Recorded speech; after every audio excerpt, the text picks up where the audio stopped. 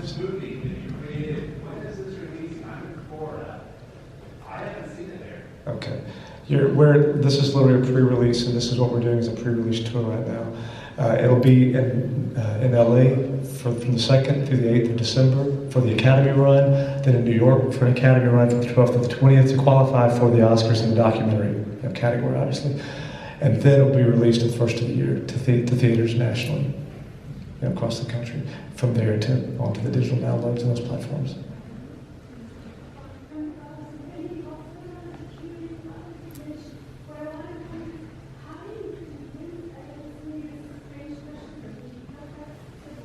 What's her name? Patricia, and I can feel your pain. And I think that's such an important thing, is for people to realize that when you're sick, it's not something you're experiencing by yourself. It's something that affects everyone who loves you.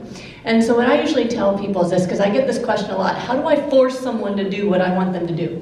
And as a psychiatrist, I know the ways of the Jedi, and this is what I'll tell you. Whenever we go at somebody with information and we start giving them information they didn't ask for, we are bothering them. It's something I teach my 7-year-old. When you help your brother when he didn't ask you for help, you are bothering him, not helping him. And when somebody bothers us, the first thing we do is shut off. I don't want this. So what I suggest you do is the opposite, and actually something that's more true to what's going on, is you express your pain. When you're on your knees crying, he's not going to do this. He's going to do this. He's going to help you up. So what I suggest you do, and it's something that worked for my husband's father, is you let them see your pain. You cry and say, I am terrified of losing you. I love you and I am terrified.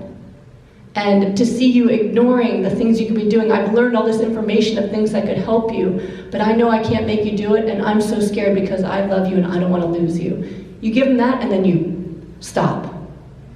And then let him come to you and say, I don't want to cause you pain, what can I do? Now you got a conversation. Then you can say, would you be willing to try 30 days of vegan, But until he's got his heart open to what you're going through, he's not going to listen. Because none of us want someone to force us to do anything. We don't work that way. We want to come do things because we want to. And people love to help others. So let him do it to help you, and come from that honest place inside. And be okay with if he says no, because it's his journey. Well, this movie is key, just because of the vehicle. I mean, as she said, it says, look, my heart is breaking. Would you watch this movie? I want to show you this video. Absolutely. And let's at least, see how we can go from there. Absolutely. What she describes saved my father's life. It was, my father was, he showed us his blood work, and he was 2 points away from diabetes. So I hope you understand what that means. The very next meal could have been the meal that put him into full-blown diabetes. And when we were together one morning as a family, it was Christmas. I watched my dad mow down a big bowl of Honey Smacks cereal with whole milk. And on top of that, he was going to polish that off with a Costco muffin. I completely lost my crap. But I didn't do it. I did it in a way that was completely authentically me. And it wasn't about, Dad, what you're doing is wrong. I said, Dad, you had to see me in tears. I want you to live, to be old enough to play with my son. And our son Solomon was 1 year old at the time. I said, you have a grandson that loves you. You have a son that loves you. And this is so unfair that you are continuing to eat like this when you could be growing old, you could be growing happily, and we have the answer for that. This kills me inside, and I can't be around here. I can't witness you literally killing yourself. And we walked out. It took me blowing up. I'm in tears the whole time. And just completely bawling my eyes out. And my father, he's not a guy that likes to express emotion. I mean, my dad, he just went full Raymond mode on him, he just shut down completely. And I thought I lost him. He calls me up a week later. He says, okay, I'll do whatever you say. And for 3 months. I said, fine, I'll take whatever I'll take whatever you'll give me. We put him on the smoothies that I taught everybody about earlier today, and in less than 6 months, his blood sugar goes to optimum levels, just completely reversed his pre-diabetic condition. He had high cholesterol, he was on cholesterol meds. It completely normalized his cholesterol, got completely off of his cholesterol meds, and he dropped 50 pounds. And now he's been in perfect health ever since.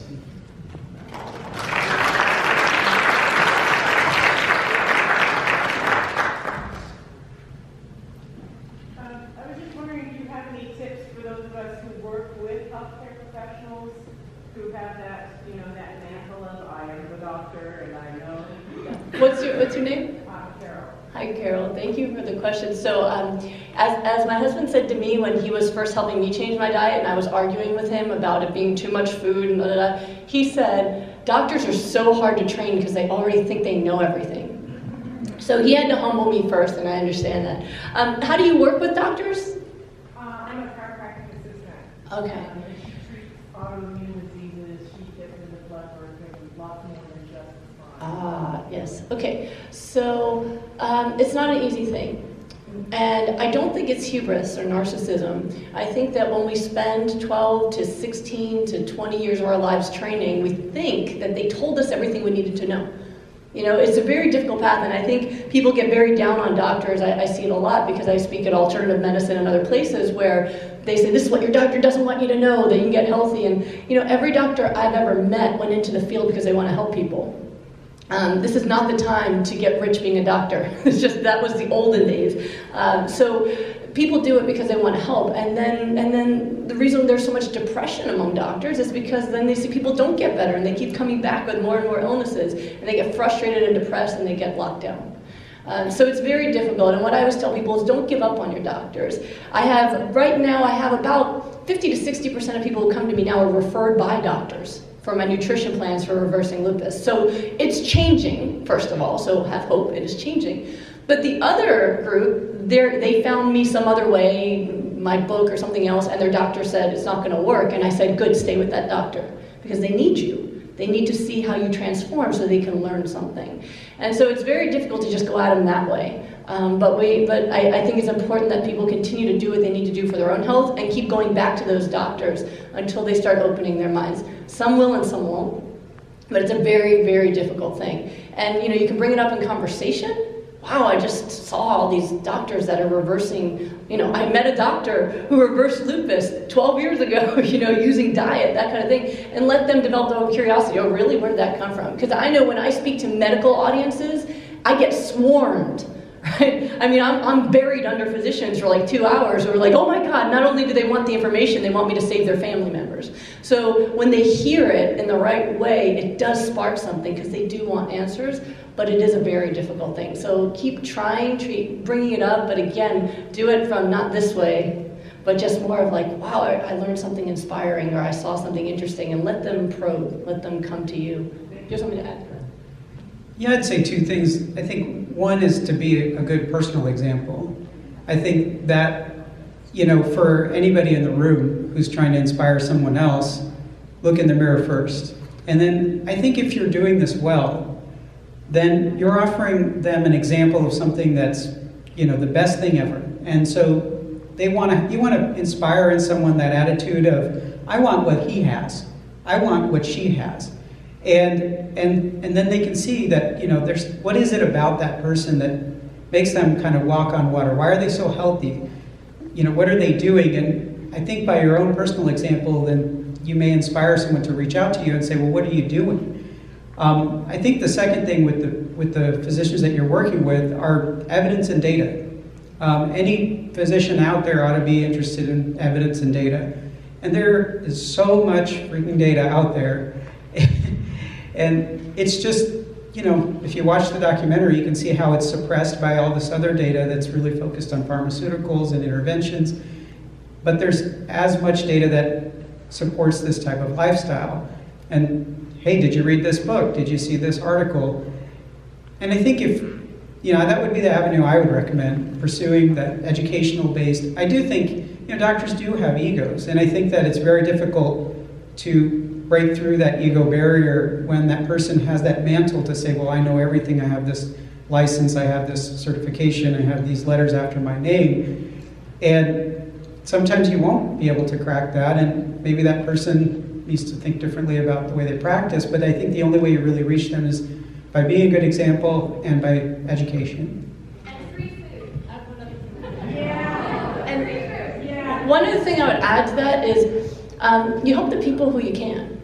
So if the doctor's not going to listen, you're in that office, you're seeing patients. You've got probably more time with the patients than the doctor does.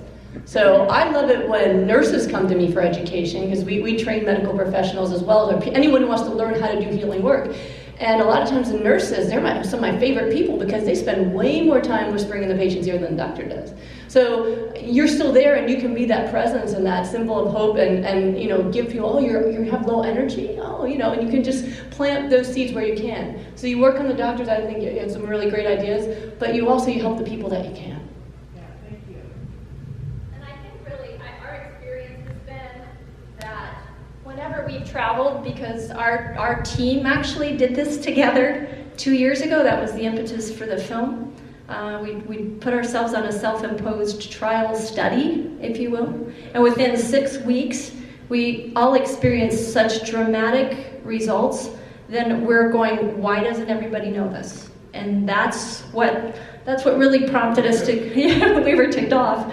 So that's what kind of prompted the whole idea behind the film. We were filmmakers before, in production before. It just seemed like the natural thing. But what we found was this: whenever we travel, whenever we're on a shoot or in production, we cook our own food. And I'll tell you what, if you've got an electric programmable pressure cooker, a slow cooker, a rice cooker, and a high-speed blender, we have a refurbished Vitamix. I mean, I've got it. That's what I need. That's all I need to fix any kind of food. And when we go on shoots, we're fixing food. We take enough food not only for ourselves, but we use it with our clients. And we've had more people decide to make a transition after that because their biggest fear is that they're not going to be satisfied and they're not going to have good tasting food. And when you start preparing the food and you take it and let them try it, then they come back amazed. They go, wow, this is actually really good. Like, this is the best thing I've ever had. And so often that is the biggest challenge. And once they get over that hurdle, it's all easy from there. Thank you. Okay. Hi, I'm Karen, and that was an excellent film. I will definitely have a name change, great. One of the things that we've noticed is, and it all goes back, we're a capitalist country, right? We're all for free enterprise, and we're out there. Marcos said it perfectly in the film. He said we have to demand it, and I think so oftentimes we don't want to rock the boat. We don't want to seem like weirdos. My mom's a prime example. I asked my mom one time after I'd gotten her to make the transition. She went out with a group of friends and they went to a pizza place, and she didn't have just salad. She ended up having a piece of cheese pizza, and I'm like, Mom, what are you doing that for? Well, I didn't want to make a big deal. We were out. Okay, that's not the example people need. The way we impact and make change is when we ask for the change. Because the more demand there is, industry is always going to do what industry always does. They supply the demand. It's as simple as that, I think.